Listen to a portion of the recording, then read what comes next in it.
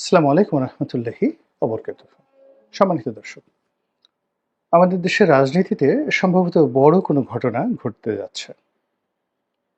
এটি হতে পারে দুর্ঘটনা, কিংবা এটি হতে পারে যুগ সন্ধিক্ষণের যুগান্তকারী কোনো সফলতা। আমি দুটো বিষয় নিয়ে আলোচনা করব।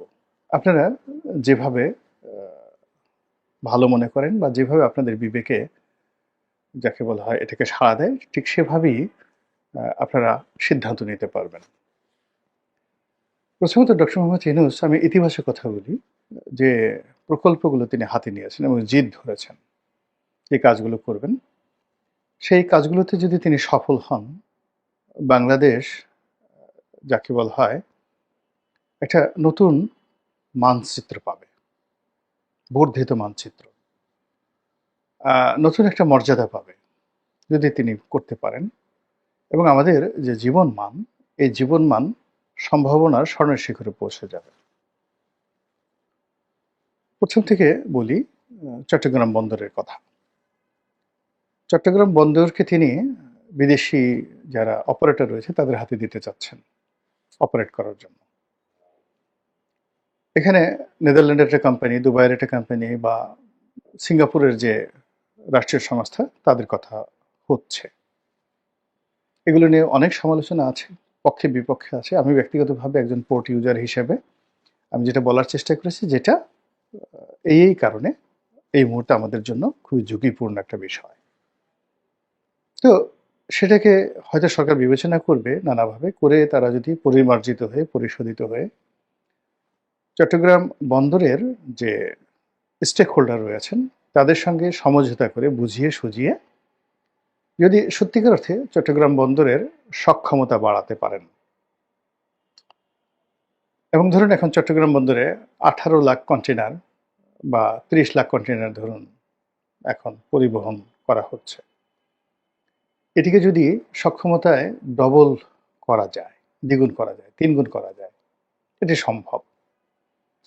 এর কারণ হলো যে আমাদের দুটো বন্দর, মংলা, চট্টগ্রামের চেয়ে কিন্তু মংলা বন্দর আরও যাকে বলা হয় উপযোগী এবং আরও গুরুত্বপূর্ণ।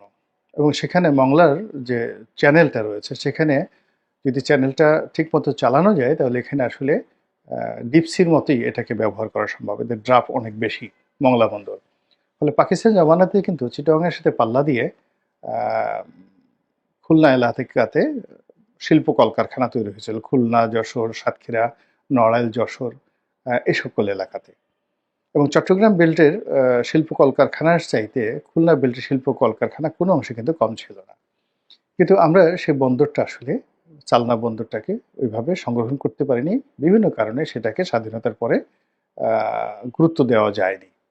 এর মূল কারণ ছিল আইন শৃঙ্খলার অবনতি, অর্থাৎ পূর্ব বাংলার সর্বহারা পার্টি, জাসদ থেকে শুরু করে সবকিছু, পদ্মার ওপারের যে পরিবেশ পরিস্থিতি, এটা ভীষণ রকমভাবে অবনতি হতে থাকে। এর ফলে ব্যাংকিং ব্যবস্থা, বিমা ব্যবস্থা থেকে শুরু করে লেবার সংকট সব মিলিয়ে ওই অঞ্চলে যে শিল্প কলকারখানা মার খায়। পদ্মা সেতু তৈরি হওয়ার পর এখন আমাদের আসলে সেই যাকে বলে একটা নতুন সম্ভাবনা তৈরি হয়েছে মংলা বন্দরকে কেন্দ্র করে। শেখ হাসিনার জমানাতে পায়রা বন্দর করা হয়েছে, ডিপসি বন্দর, এটা একটা শ্বেতহস্তি। এর কারণ হলো এটা কোনো দিন যাকে বলা হয় এই বন্দর ভালো হবে না। ফলে এটাকে যত সম্ভব দ্রুত এটাকে বন্ধ করে এটাকে একটা নৌবন্দর হিসেবে ঠিক মংলার সাথে কানেক্ট করে একটা সেই রামনাবাদ নদীর মোহনাতে একটা কলকাতার মতো, হলদিয়ার মতো একটা নৌবন্দর হিসাবে এটিকে যদি চালু করা হয় দক্ষিণ অঞ্চলের জন্য।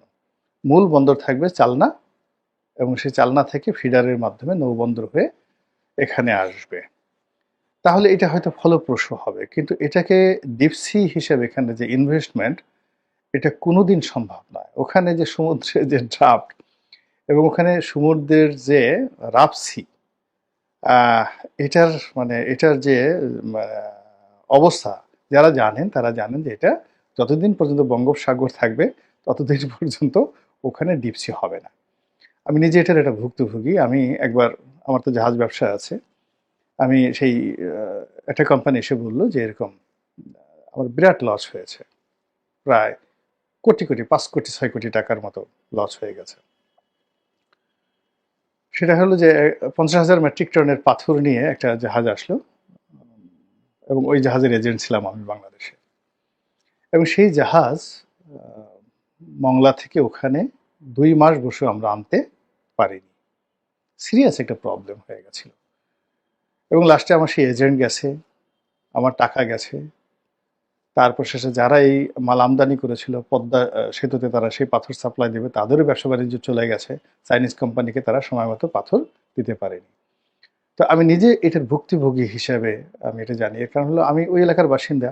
আমি যখন দেখলাম যে একটা নতুন পোর্ট হচ্ছে, ডিপসি পোর্ট, আচ্ছা ঠিক আছে এখানেই আমরা আনি, কিন্তু আমরা যদি মংলাতে আনতাম তাহলে আমাদের এই সমস্যাটা হতো না। তো সেই দিক থেকে এখানে আসলে ডিপসি পোর্ট কখনোই সম্ভব হবে না, যেটা ব্রিগেডিয়ার সাখাওয়াত বলেছেন। কাজে এটা একটা শ্বেত হস্তি না, এটা আরো অনেক কিছু। এটাকে ব্ল্যাক হোল বলতে পারেন বাংলাদেশের। এটা শেখ হাসিনার একটা ভুল সিদ্ধান্ত। এই জিনিসটা স্টপ করে, হ্যাঁ এখানে যে স্থাপনাগুলো রয়েছে, একটা বড় মাপের নদী বন্দর হতে পারে, এখানে ভীষণ রকম বড় মাপের নদী বন্দর হতে পারে। সেটা কলকাতার হলদিয়ার মতো, হলদিয়া বন্দরের মতো হতে পারে, এতে কোনো অসুবিধা নেই। অন্যদিকে চট্টগ্রাম যে বন্দর, সেই চট্টগ্রাম বন্দর এখন যে নিউ মুরিং টার্মিনাল রয়েছে, তারপর শেষে আমরা যখন আগে ছিল পুরনো টার্মিনাল 81-82 সনে, তো সেখানে প্রথম মাল্টিপারপাস টার্মিনাল নিয়োগ করা হলো, এবং সাবির হোসেন চৌধুরী কোম্পানি, কর্ণফুলী গ্রুপ, এই প্রথম মাল্টিপারপাস তারা সেই প্রাইভেট সেক্টর এটা তৈরি করলো। ওটা আবার সরকার পরবর্তীতে 800 কোটি না 1000 কোটি টাকা দিয়ে ওটা আবার কিনে নেয় তার কাছ থেকে, যে না এরকম একটা রাষ্ট্রীয় প্রতিষ্ঠান ব্যক্তি মালিকানায় থাকতে পারে না। এখন পুরোটাই রাষ্ট্রীয় মালিকানায় আছে। আর প্রাইভেট ইয়ার্ডগুলো, বড় বড় প্রাইভেট ইয়ার্ডগুলো, অসংখ্য প্রাইভেট ইয়ার্ড তৈরি হয়েছে এক্সপোর্টের জন্য, ইম্পোর্টের জন্য, সেগুলো বাইরে। কিন্তু মূল বন্দর এখনো পর্যন্ত সরকারের হাতে, কাস্টমস বন্দরের হাতে। এখন এটাকে ডক্টর মোহাম্মদ ইউনূস বিদেশিদের হাতে দিতে যাচ্ছেন, এবং আলটিমেটলি এই কাজ তাকে করতে গেলে তাকে কাস্টমসটাও বিদেশিদের হাতে দিতে হবে, এছাড়া কোনো উপায় নেই।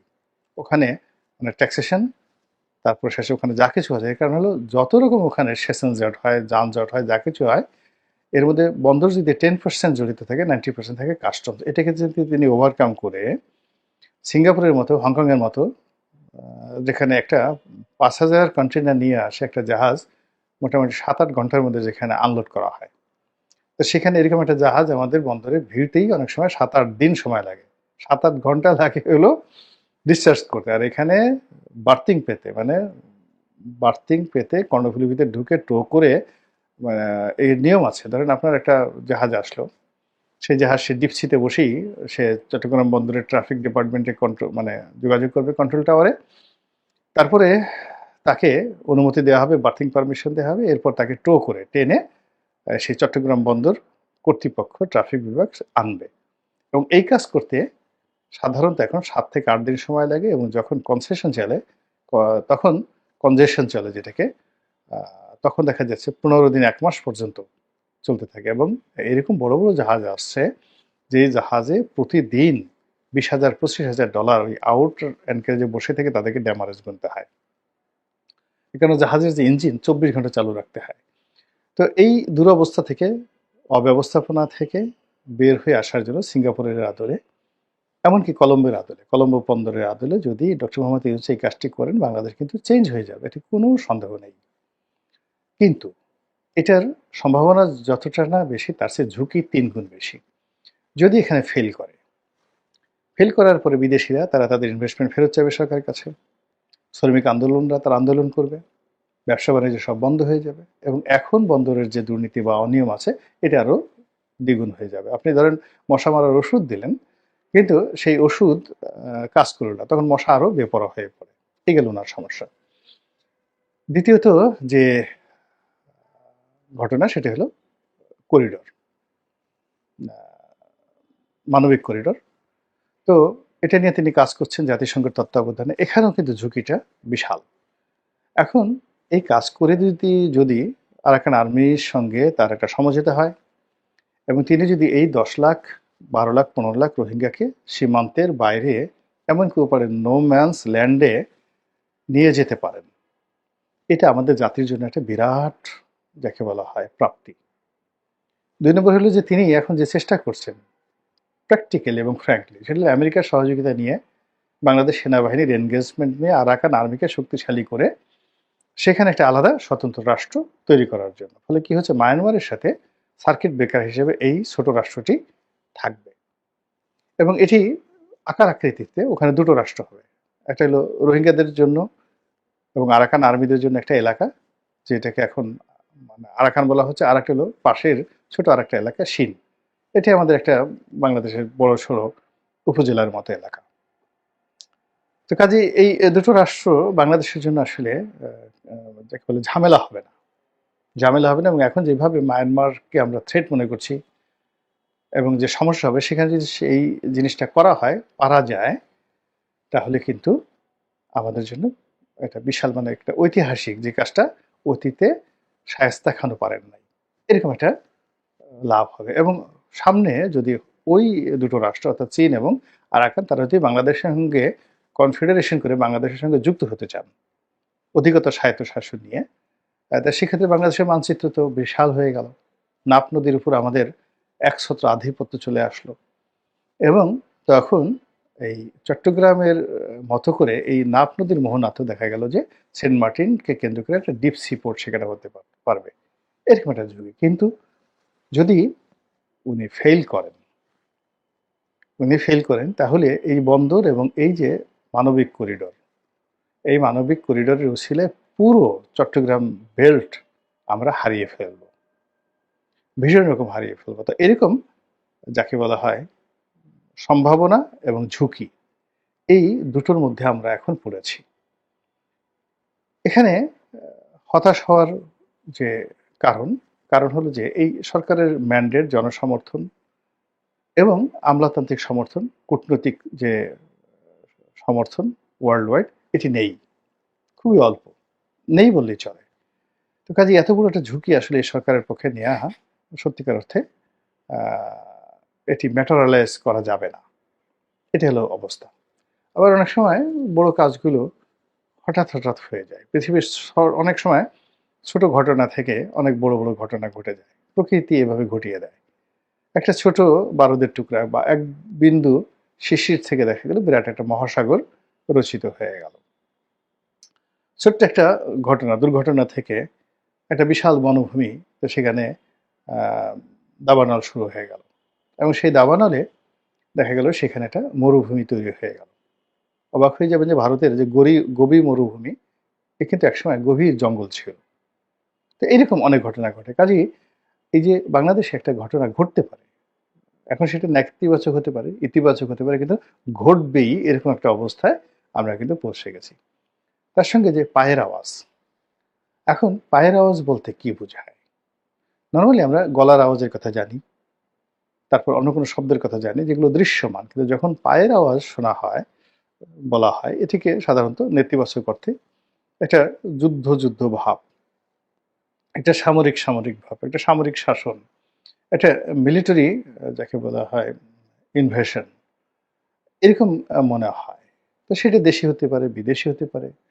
এবং এটা কেন? এর কারণ হলো যখন এরকম একটা দুর্বল অবস্থার মধ্যে পড়ে, তখন বহু পক্ষ সেখানে যুক্ত হয়ে পড়ে, এটা ছোট বড় কথা না। আফ্রিকার আপনি দেখেন, সেই বুর্কিনা ফাসোর মতো একটা রাষ্ট্র, সেখানে কি হচ্ছে, কিংবা ধরুন রুয়ান্ডাতে কি হয়েছে। তাদের কিন্তু ছোট্ট একটা দেশ রুয়ান্ডা, অর্থনীতি অত ভালো না, কিছু না, কিন্তু সেখানে কি হয়েছে? সেখানে কেন পশ্চিমারা একেবারে ঝাঁপিয়ে পড়েছে? উগান্ডার মতো একটা দেশ, সেখানে কি হয়েছে বা এখনো কি হচ্ছে? তো সেদিক থেকে বাংলাদেশ ধরেন অনেক বড় সব দিক থেকে এবং অনেক সম্ভাবনাময়। এবং এখন গ্লোবালি যে অর্থনীতি এবং গ্লোবালি যে ভূতাত্ত্বিক যে রাজনীতি, সেই রাজনীতিতে এখন সেন্টার পয়েন্ট হয়ে গেছে বাংলাদেশ। তো সেই দিক থেকে এখানে একটা বড় কিছু ঘটতে যদি দেখা যায়, সেটা ইতিবাচক হোক বা নেতিবাচক হোক, সেখানে বিদেশিরা ঝাঁপিয়ে পড়বে। যদি ইতিবাচক হয়, তাহলে এখানে বিল গেটস আসবেন, স্টিভ জবস আসবেন, তারপরে মার্ক জাকারবার্গ আসবেন, আরো সবাই আসবেন। ভারতের রিলায়েন্স আসবেন, আদানিরা তো আছেনই, আরো অনেকে আসবেন, হিন্দুজারা আসবেন, এটা স্বাভাবিক। চীনের প্রেসিডেন্ট বাংলাদেশে ঘন আসবেন। আর যদি খারাপ অবস্থা তৈরি হয়, তাহলে কি হবে? লাদেন বাহিনী আসবে, তারপর আল কায়দা আসবে, আইএস আসবে, হিজবুত তাহরির আসবে, গোলাবারুদ আসবে, AK-47 আসবে, ফেন্সিডিল আসবে, গাঁজা আসবে, ইয়াবা আসবে, আরো কত কি, মারিজুয়ানা আসবে, হেরোইনে আসবে, সাপ আসবে, ব্যাং আসবে, বেজি আসবে, সান্ডাও আসবে, আর কফিলও আসবে। কাজে এরকম একটা জটিল অবস্থায় সতর্ক হওয়া ছাড়া আর দোয়া প্রার্থনা করে অপেক্ষা করা ছাড়া আমি আসলে কিছু দেখছি না। আল্লাহ আমাদের সবাইকে হেদায়েত দান করুন এবং হেফাজত করুন। আসসালামু আলাইকুম রহমতুল্লাহি ওয়া বারাকাতুহু।